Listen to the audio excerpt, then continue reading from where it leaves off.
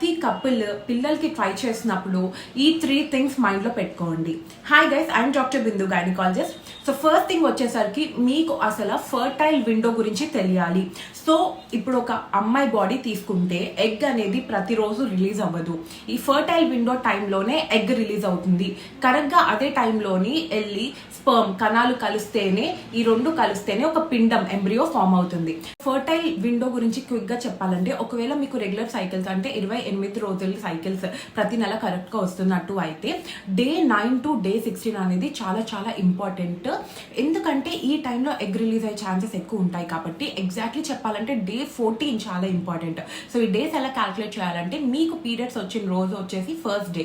So first day నుండి 1, 2, 3 అలా calculate చేసుకుని డే 9 నుండి డే 16 ఖచ్చితంగా మీరు హస్బెండ్తో కాంటాక్ట్లో ఉండాలి. ఎవ్రీ ఆల్టర్నేటివ్ డేస్ అట్లీస్ట్ కాంటాక్ట్లో, అంటే ఒక రోజు విడిచి ఒక రోజు అయినా ఖచ్చితంగా హస్బెండ్తో కాంటాక్ట్లో ఉండాలి పిల్లల కోసం ట్రై చేసినట్టు అయితే.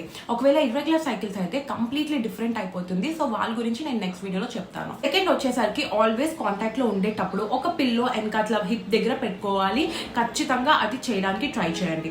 అండ్ థర్డ్ థింగ్ వచ్చేసరికి, ఆల్వేస్ కాంటాక్ట్ అయిపోయిన వెంటనే ఒకవేళ మీరు పిల్లల కోసం ట్రై చేసినట్టు అయితే వెంటనే దయచేసి వాష్ చేసుకోవద్దు. కాంటాక్ట్ అయిపోయిన 30 minutes అలాగా ఫ్లాట్గా బెడ్ మీద పడుకోండి. అండ్ 30 minutes తర్వాతే వాష్ చేసుకోండి. Hope this video useful. Thank you. By.